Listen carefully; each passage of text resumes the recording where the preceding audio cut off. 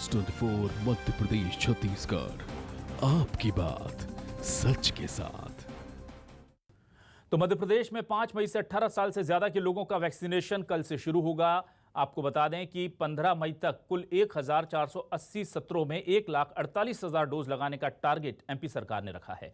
उधर कोरोना मरीजों से की बात की जाए तो मध्य प्रदेश में रोजाना 12,000 से ज्यादा कोरोना के नए मामले सामने आ रहे हैं। हालांकि राहत की बात यह है कि नए मरीजों के साथ ही डिस्चार्ज होने वाले लोगों की संख्या में भी तेजी से इजाफा हुआ है और इसी का नतीजा है कि प्रदेश में एक्टिव मरीजों का आंकड़ा लगातार कम हो रहा है और अब यह 85,000 तक रह गया है। हालांकि इन सबके बावजूद कई जिले हैं जहां ऑक्सीजन की काफी कमी देखी जा रही है और इन्हीं सभी सवालों को लेकर के बातचीत करने के लिए आज हमारे साथ जुड़ चुके हैं मध्य प्रदेश के गृह मंत्री नरोत्तम मिश्रा, सरकार के प्रवक्ता भी हैं। नरोत्तम मिश्रा जी, बहुत बहुत स्वागत है आपका न्यूज़ 24 मध्य प्रदेश छत्तीसगढ़ पर।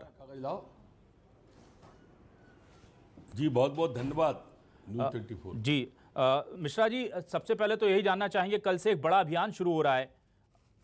जी मिश्रा जी, कल से एक बड़ा अभियान शुरू करने जा रहे हैं आप और जाहिर सी बात है कि अभी आप इस वक्त व्यस्त भी हैं, लेकिन आपने हमें एक समय दिया है जनता तक अपनी बात रखने के लिए, उसके लिए शुक्रिया आपका सबसे पहले हम अदा कर देते हैं। कल से जो अभियान है उसकी क्या तैयारी है सर, और क्या लगता है कब तक हम टारगेट पूरा करेंगे? हमारी तैयारी कल से प्रारंभ करने की है जी, और मैं ये मानता हूं कि अभी हमें जितने इसकी आवश्यकता है वैक्सीन की, उतनी आवश्यकता हमारी है और इसके बाद लगातार वो आती जाएगी और जैसे जैसे आती जाएगी वैसे हम इसकी पूर्ति करते जाएंगे। अगर ज़्यादा की ज़रूरत पड़ेगी तो हम बाहर से भी मंगाएंगे, अगर विदेश से मिल जाएगी तो हम विदेश से भी ले लेंगे, लेकिन कमी नहीं पड़ने देंगे, ऐसा कोशिश है हमारी। जी, जितनी उपलब्धता कंपनी करा रही है उतनी हम अभी ले रहे हैं, कोई कमी नहीं रख रहे हैं, इसके बावजूद भी लेंगे। अभी हम जो 45 से ऊपर वाले लोग हैं जी, उनमें 82,07,804 लोगों का हम टीकाकरण कर चुके हैं मध्य प्रदेश के अंदर। और मेरी मान्यता है कि इसमें चूंकि काफ़ी उत्साह है, 45 से ऊपर वाले में एक दिक्कत हमारे सामने ये आ गई थी कि ये वैक्सीन जब आई तो शुरू में हमारे देश की राजनीतिक या जिसे कहें डर्टी पॉलिटिक्स में आ गई। वो राष्ट्र हित के मुद्दों पर भी जब राजनीति होती है, राजनीति के लिए बहुत सारे फोरम हैं, लेकिन जब भाजपा की वैक्सीन है, इसमें शुगर की चर्बी है, मोदी जी क्यों नहीं लगवा रहे, जब इस तरह के स्लोगन भ्रम पैदा करने लगते हैं तो उत्साह नहीं आ पाया उसमें। और इसलिए अब हमारे मध्य प्रदेश में जो संख्या निकाली है वो 3,59,00,000 की है और हमने 5,29,00,000 वैक्सीन की हमें आवश्यकता पड़ेगी, डोज की 5,29,00,000 डोज की। जी, और इसके लिए राज्य सरकार ने 1,641 करोड़ का व्यय अनुमानित करके वो पैसे का इंतजाम भी कर लिया है। अब तो सिर्फ वैक्सीन का इंतजाम होना है और जो हमने प्रारंभ कर देंगे कल से। बिल्कुल। यहाँ पर नरोत्तम जी, एक सवाल बार बार उठ रहा है कि 45 प्लस का जो वैक्सीनेशन हो रहा था, क्या वो कंप्लीट हो गया है? टारगेट अभी तमाम लोगों का हो गया है या वो इसके साथ चलेगा और इसके साथ चलेगा तो फिर वो लगातार चलता रहेगा? जी, समानांतर चलेगा, इसके साथ ही चलेगा। जी, हम चाहते ये हैं मूलतः इस बार जो हमारा वैक्सीनेशन का अभियान चले उसका केंद्र अलग अलग हो, सेंटर अलग अलग हो।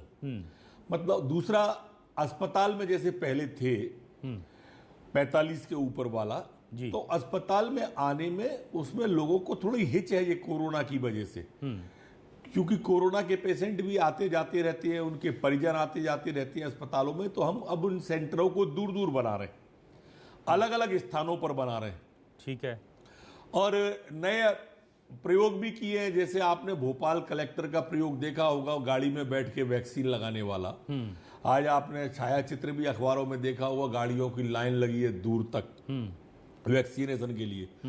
तो धीरे धीरे लोगों में जागरण हो रहा है और जो शाश्वत सत्य भी है, प्रमाणित भी हो गया है कि जिनको दोनों डोज वैक्सीन की लग गई हैं उन पर कोरोना का असर नहीं आया।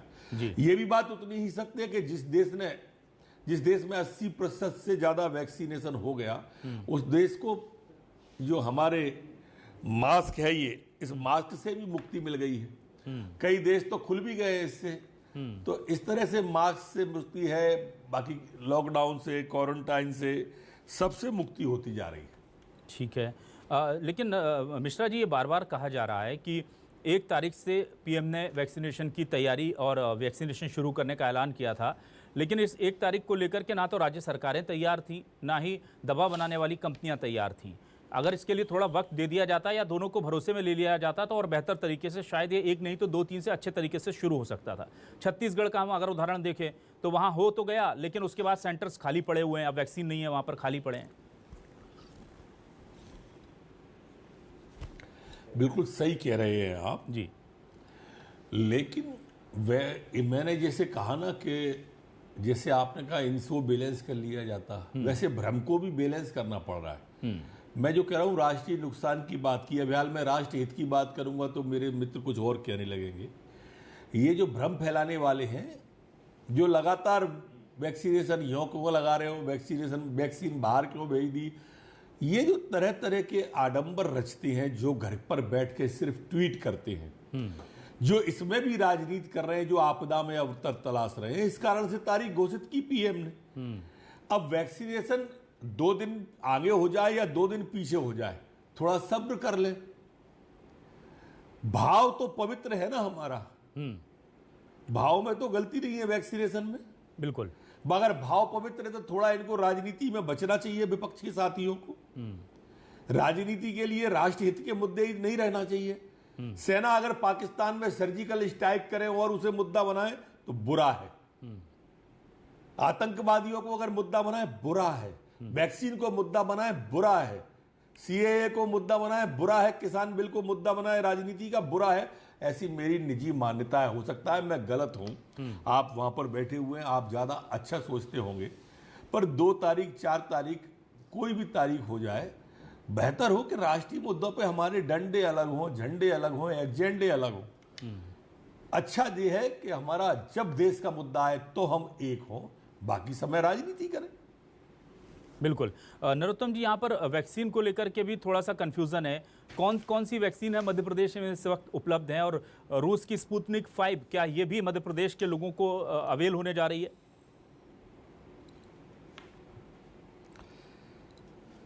वैक्सीन का नाम मैंने लिखा तो था, कोवैक्सीन और कोविशील्ड, क्या ये दोनों हम मध्य प्रदेश के लोगों को अभी दे पा रहे इसमें हैं? है नहीं जी।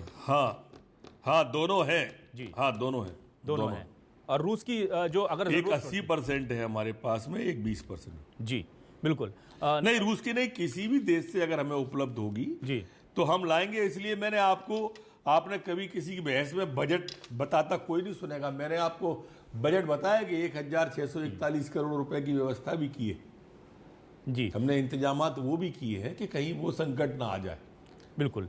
यहाँ पर सीएम ने एक ऐलान किया था कि 45 लाख कोवैक्सीन के और कोविशील्ड के 10 लाख के ऑर्डर किए गए हैं, तो कितनी उपलब्धता अभी तक सुनिश्चित हो पाई है, और क्या हमें थोड़ा इंतजार करना होगा बाकी चीज़ों के लिए, या बीच में ऐसा भी हो सकता है कि थोड़ा स्लो हो जाए ये पूरा फेज, क्योंकि अगर उपलब्धता नहीं रहती है बाकी चीजों के लिए?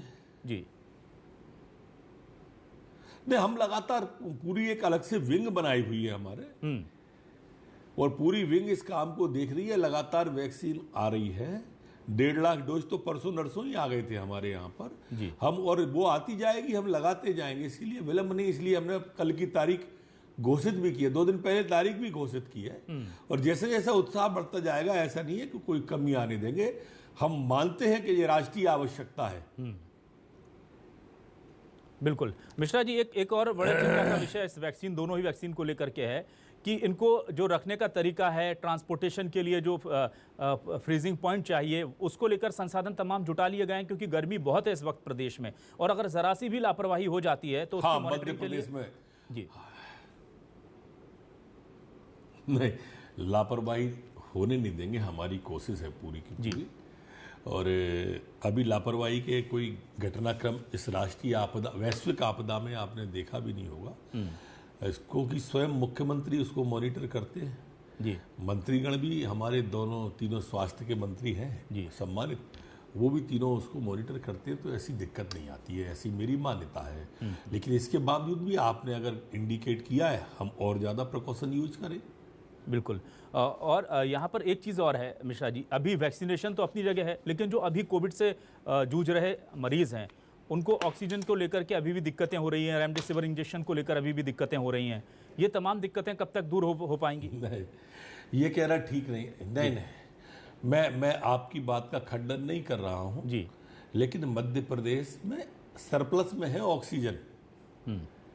यहाँ पर कमी नहीं है ऑक्सीजन की। मैं समझता हूँ कहीं कोई भ्रम है, और मैं रोज इसलिए बताता हूँ कि हमारे पास आज उसकी ऑक्सीजन कितनी है। आज के दिन हमारे पास 541 मैट्रिक टन ऑक्सीजन है, जबकि हमको 500 ही के लगभग की आवश्यकता है। हम पर एक्सेस है, सरप्लस में है हम ऑक्सीजन के। और रेमडेसिविर इंजेक्शन सर, इसलिए कहीं कोई त्रुटि होगी। अगर कोई सरकार के पास तो पूरी तरह से रेमडेसिविर इंजेक्शन है, लेकिन प्राइवेट सेक्टर में जो सीधे लेते हैं, सीधे परचेज करते हैं और मांगते हैं, वो लोकल कलेक्टर के ऊपर है। और वहां पे अगर कोई दिक्कत होगी तो वो भी दूर करेंगे। हमारी जिम्मेदारी है, हमारा काम है, हमारा फर्ज भी है। ये जी, विषय अगर ध्यान में आएगा तो निश्चित रूप से हम करेंगे। मिश्रा जी, ग्वालियर से ही मेरे पास आज कई लोगों के फ़ोन आ रहे थे जिन्हें रेमडेसिविर इंजेक्शन जो प्राइवेट में एडमिट हैं, वो कह रहे हैं हम 3 दिन से कोशिश कर रहे हैं, उपलब्ध नहीं हो पा रहे हैं। तो इस तरह की दिक्कतें तो आ रही हैं फील्ड में। मैं ऐसी बात जी, मैंने कहा कि प्राइवेट में वो दिक्कत हो सकती है, जी। लेकिन ग्वालियर में सुबह वो पहुंच गया है रेमडेसिविर इंजेक्शन। समझता हूं मैं कि लंच के बाद आप पे शायद कोई फोन नहीं आया होगा। बिल्कुल, मैं उस पर अपडेट ज़रूर लूंगा क्योंकि ये जान का सवाल है। इसके अलावा मिश्रा जी, क्या सुदूर अंचलों में भी? मैं जरूर लीजिए और प्लीज बताइए जरूर जी, अगर कोई दिक्कत हो जी, तो हमारी जिम्मेदारी हम दूर करेंगे। बिल्कुल। मिश्रा जी, इसके अलावा हम जानना चाह रहे थे, संदीप को बता देना आप हमारे को। जी, मिश्रा जी, हम यहाँ पर ये जानना चाह रहे थे कि क्या सुदूर जो इलाके हैं, ज़िले हैं दूर के, वहाँ पर भी पूरी तैयारी है और पूरी मुस्तैदी से टीम काम कर रही है? क्योंकि देखिए, बहुत कोरोना वॉरियर्स हमने खोए हैं, चाहे पुलिस से हों, चाहे मेडिकल स्टाफ के हों, चाहे हमारे पत्रकार हों या दूसरे स्टाफ से जुड़े लोग हों। तो ऐसे में क्या संसाधन के साथ साथ मानव संसाधन जुटा पा रहे हैं आप पूरी तरह से? वहाँ लोग हैं मौजूद, मुस्तैद? हमारी कोरोना वॉलंटियर जो हमने बनाए हैं, 1,09,000 से अधिक बन चुके हैं इस प्रदेश के अंदर। जी, किल करुणा अभियान जो हम अभी 2 चला रहे हैं, किल करुणा 2, 15,308 उसकी सर्वे की टीम हमने गठित कर दी है, जो घर घर जाकर के मरीजों की पहचान कर रही है। हमने प्रदेश के अंदर अब तक 3,24,40,000 से अधिक जनसंख्या का हम सर्वे कर चुके हैं इस मध्य प्रदेश के अंदर। अब जो जीवन अमृत योजना है हमारी, उसके लिए 1,31,026 परिवारों को हम काढ़े के पैकेट पहुंचा चुके हैं। योग से निरोग कार्यक्रम जो मुख्यमंत्री जी ने चलाया था, 2,918 योग प्रशिक्षक हम नियुक्त कर चुके हैं। इसलिए राज्य सरकार की अपने स्तर पर काम करने में कोई कमी नहीं है। मैं आंकड़ों के साथ आपके सामने उपस्थित हूँ। बिल्कुल। एक अच्छी पहल मिश्रा जी हमने आपकी तरफ से देखी कि पुलिस डिपार्टमेंट में आपने कांस्टेबल को हेड कांस्टेबल बनाया, हेड कांस्टेबल को प्रमोट कर दिया गया। ये तमाम लोग जो हैं, आपने प्रमोशन उन्हें दिए हैं, डीएसपी तक रैंक तक लोगों को प्रमोट किया गया है। मनोबल तो काफ़ी बढ़ता है, ऑब्वियस सी बात है। क्या दूसरे डिपार्टमेंट के लिए भी ऐसी योजना है? पुलिस का जवान मेरा, जैसे हमारी सरकार, मुखिया, हम सब लोग सड़क पे लड़ रहे हैं, पुलिस का जवान भी हमारा इस गर्मी में पीपीई किट पहन के खड़ा हो जाता है। जी, मुझे नहीं मालूम कि जिसने की किट पहनी है नहीं पहनी है, लेकिन मैंने पीपीई किट पहनी है। मैं आईसीयू के वार्ड में अपने क्षेत्र में पेशेंटों से मिलने जाता हूँ जी, मैं मेरे पुलिस के जवानों से भोपाल में, इंदौर में पीपीई किट पहन के मिलने गया। कितना कठिन है उस पीपीई किट को पहन के रखना। मैंने आधा घंटे पहनी, मुझे महसूस हुआ कि मेरा जवान जब सुबह से शाम इसको पहनता है तो कितने तकलीफ में होगा। हमारा doctor, paramedical staff, nursing staff अत्यधिक कठिन है। तो उस जवान के लिए करना, आपने जैसा कहा, कोई बड़ी बात नहीं। उसका हक था, वही दिया है हमने, कोई ऐसा नहीं किया। कांस्टेबल को हेड कांस्टेबल, हेड कांस्टेबल को एएसआई, एएसआई को एसआई, एसआई को टीआई और टीआई को आज एसडीओपी बनाने का निर्णय किया है। इसके वो हकदार थे।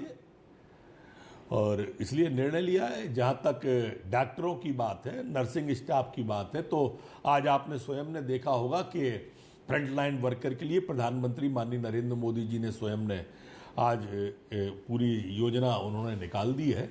और मैं मानता हूं कि फ्रंटलाइन वर्कर जो भी हैं, वो उसमें सफाई कर्मचारी भी हैं, हमारे आपके प्रेस और मीडिया से जुड़े लोग हैं जिनको मुख्यमंत्री जी ने हमारे कल उनकी घोषणा की है, तो ये सब लोग उसके हकदार हैं और इन सब के लिए हम करने जा रहे हैं। जैसा आपने सवाल किया था उसको मैंने थोड़ा छुआ है। बिल्कुल। नरोत्तम जी, अब हम कोरोना को लेकर के तैयारियों पर बात हो गई, किस तरह से अभी की स्थिति से निपट रहे हैं उस पर बात हो गई। पश्चिम बंगाल की बात कर लेते हैं। पश्चिम बंगाल को लेकर के बहुत मेहनत आप लोगों ने की थी, बहुत सारे आरोप भी लग गए कि आप लोग वहाँ बिजी रहे इसलिए मध्य प्रदेश में कोरोना बिगड़ गया। हालांकि पूरे देश में हालात वही थे, जहाँ चुनाव नहीं थे वहाँ भी हालात वैसे ही हैं। अपेक्षाकृत तो पश्चिम बंगाल में कम ही नज़र आ रहा है, लेकिन पश्चिम बंगाल में कहाँ चूक रह गई इतनी मेहनत के बाद भी, क्योंकि आत्मविश्वास तो भरपूर था बीजेपी को आपको जब हम बात करते थे तो। निश्चित रूप से आत्मविश्वास पूरा था, पर उनका नाटक जीत गया। उन्होंने जो अभिनय किए, हम लोग ईमानदारी से जनता के बीच जाते रहे। उन्होंने पैर में चोट का जो कहा, उसमें सहानुभूति ले ली। पूरे बंगाल को कुर्सी पे, व्हील चेयर पे बैठ के, अब वो व्हील चेयर नीलाम होगी, आप देखना, शायद उसका भी वो होगा। मैंने तो उस समय भी कहा था कि 2 लोग ही व्हील चेयर पे हैं। उस समय 2 ही लोग दिख रहे थे, 2 ही व्हील चेयर दिख रही थी। एक उत्तर प्रदेश में दिख रही थी, एक पश्चिम बंगाल में दिख रही थी। एक हार के डर से दिख रही थी, एक मार के डर से दिख रही थी। तो ये हार का उनका सफल हुआ नाटक, उनको मुबारक। लेकिन कार्यकर्ताओं ने बड़ी कीमत चुका दी बीजेपी के लिए, और अभी भी हम देख रहे हैं कि चुनाव नतीजे के आने के बाद से जो हिंसा हुई है नरोत्तम जी, उसमें 9 कार्यकर्ताओं की, बीजेपी कार्यकर्ताओं की अब तक हत्या हो चुकी है उस हिंसा में। और खुद आज तो जेपी नड्डा जी पहुंचे हुए हैं, कैलाश विजयवर्गीय जी पहुंचे हुए हैं कोलकाता उन लोगों के परिजनों से मिलने के लिए, पर यह सिलसिला रुकने का नाम नहीं ले रहा। ये तो सिर्फ हत्याएं हैं, आगजनी, तोड़फोड़, घर से निकाल देना, ऐसी भी घटनाओं का जिक्र हो रहा है। मूल स्वभाव उजागर हो गया, प्रभुता पाए काय मद नाही। हम ये बात भाषण में कहते थे, मूल स्वभाव ममता का हिंसक है। नाम ममता हो जाने से को ममतामयी मानी हो जाती। आज वो सामने आ गया सत्ता मिलते ही। और इसमें भारतीय जनता पार्टी का कार्यकर्ता न तो झुकने वाला है न डरने वाला है। इनको शायद गलत फहमी है ममता जी को, जो कम्युनिस्टों को होगी, कि भारतीय जनता पार्टी का कार्यकर्ता जब केरल में नहीं झुक रहे, जहां उम्मीद ही नहीं है हमको सरकार की, जहां हम सरकार बनाने को लड़े ही नहीं थे, वहां भी कार्यकर्ता कहीं झुक नहीं रहा है। और इस गलत फहमी में नहीं रहे ममता जी। जैसे हमको पहले चुनाव में भेजा था आदेश देके, जिस दिन पार्टी का आदेश होगा पश्चिम बंगाल में खड़े मिलेंगे कार्यकर्ता के लिए, लड़ते हुए, जूझते हुए। इसी से सवाल एक मेरा निकल कर आता है नरोत्तम जी, ये कहा जा रहा है कि आप चुनाव में बीजेपी थी, तमाम कार्यकर्ताओं का जोश बढ़ाया, वो लोग खुलकर सामने आ गए, और पश्चिम बंगाल की पॉलिटिक्स में ऐसा चलता नहीं कि खुलकर सत्ताधारी दल का विरोध करना चाहिए। अब बीजेपी लौट गई है तो खामियाजा सिर्फ कार्यकर्ताओं को भुगतना पड़ेगा। पार्टी जो है वो उनके साथ कितने दिन लौट गई है कि आप कह रहे हो कि राष्ट्रीय अभी आप कह रहे हो राष्ट्रीय अध्यक्ष वहां है, राष्ट्रीय महासचिव वहां है, अभी आपने कहा, फिर ये हम कहां से हम लौट गए? और मैंने आपके बिना कहे, ये सवाल बिना कहे मैंने कहा कि अब आदेश की प्रतीक्षा में, जैसे ही वो झांझा से भेजते चले जाएंगे सब पहुंचते चले जाएंगे। कोई नहीं डरता तृणमूल से या ममता बनर्जी से जी। पार्टी से बड़ा हम कुछ नहीं मानते नरोत्तम जी। हम पार्टी से बड़ा सिर्फ देश मानते। कमलनाथ जी कह रहे हैं कि 17% सीटें तो आई हैं टोटल, जितने उपचुनाव हुए, जितने चुनाव हुए विधानसभा के उपचुनाव हुए उसमें, और बीजेपी फिर भी कहती है कि जनता हमारे साथ है। इससे बड़ा सबूत क्या चाहिए? अच्छा, बीजेपी की जितनी आई वो तो ठीक है, कमलनाथ जी ये तो बता दें उनकी कितनी आई जी। पश्चिम बंगाल में कितनी आई आप बता दो भाई साहब। पश्चिम बंगाल की 00 आया ना जी, बिल्कुल। हाँ, पश्चिम बंगाल में 00 आया। बिल्कुल, पश्चिम बंगाल का की बात है। दूसरे कई राज्यों में हालात बहुत खराब है। आसाम में ये आसाम में कम हुए, ये केरल में कम हुए, ये मणिपुर में कम हुए, ये तमिलनाडु में कम हुए। 5 राज्यों में हारने के बाद अगर कमलनाथ कहे कि भाजपा के इतने ही तो आए, अरे अब हम तो चाहते हैं कि ये ऐसे ही भाजपा को देखते रहे और ऐसे ही नेस्त नाबूद होते रहे। कांग्रेस अगर इसी तरह से सिमटती रही तो जैसे वो दाग का एडवर्टाइजमेंट आता है ना, कौन सी कंपनी का है, कि वो दाग ढूंढते रह जाओगे, ऐसे ही कांग्रेस आप ढूंढते रह जाओगे अगले 5 साल। इतिहास की वस्तु होगी, जैसे डायनासोर अभी इतिहास की वस्तु है। नरोत्तम जी, एक और बड़ी चूक हो गई। चलिए, पश्चिम बंगाल तो समझ सकते हैं, बहुत टफ कंपटीशन था। दमोह में कहाँ गड़बड़ रह गई, बिल्कुल जो इतना बड़ा उलटफेर हो गया? नहीं, दमोह वास्तव में हमारे लिए आत्मचिंतन का विषय है, मंथन का विषय है, और हम गहराई तक जाएंगे। हार को हम तो स्वीकार करते हैं सर झुका के। हम कांग्रेस की तरह ईवीएम पे दोष नहीं देते कभी। हम हारने के बाद भी कभी आपने सुना नहीं होगा कि हमने ईवीएम को दोष दिया। अगर यही पश्चिम बंगाल में हम जीत गए होते तो ईवीएम बदनाम हो गई होती। लेकिन हम हार को स्वीकार इसलिए करते हैं कि हम प्रजातांत्रिक मूल्यों पर विश्वास रखते हैं, और हम तो चाहते हैं कि ये ईवीएम को दोष देते रहें और ऐसे ही सिमटते चले जाएं। आप देखो तो सही क्या परिणाम है सामने। उसके बाद आप कमलनाथ का सवाल कह रहे हो कि कमलनाथ जी का ये, और दमोह का भी हम बहुत जल्दी आपको बताएंगे। अभी बहुत सारे चुनाव हैं मध्य प्रदेश में। दमोह को लेकर के क्या मंथन होगा, और मंथन के बाद कोई कार्रवाई होगी? जरूरत पड़ी तो कड़ी और बड़ी कार्रवाई भी होगी? 100% मंथन होगा, चिंतन होगा, और आप तय मानिए कि मंथन से अमृत ही निकलता है भाजपा के अंदर। जब भी निकलता है, दमोह में भी अमृत ही निकलेगा। चलिए नरोत्तम जी, बहुत बहुत शुक्रिया हमसे बातचीत करने के लिए, और जिस बड़ी जिम्मेदारी को लेकर के आप लगे हुए हैं, कोरोना से प्रदेश को मुक्ति दिलाने की उम्मीद करते हैं। आपको शुभकामना देते हैं कि जल्द से जल्द हमारा प्रदेश इससे बाहर निकल आए। बहुत बहुत शुक्रिया, इतने व्यस्त शेड्यूल में आपने हमारे लिए वक्त निकाला और न्यूज़ 24 मध्य प्रदेश छत्तीसगढ़ से बातचीत की। शुक्रिया।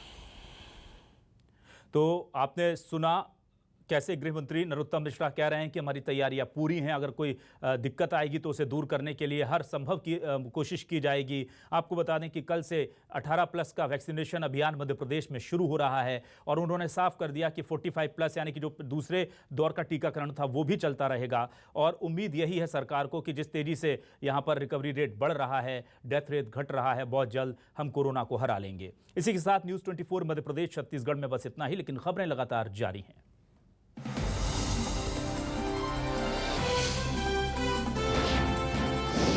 न्यूज़ 24 मध्य प्रदेश छत्तीसगढ़, आपकी बात सच के साथ।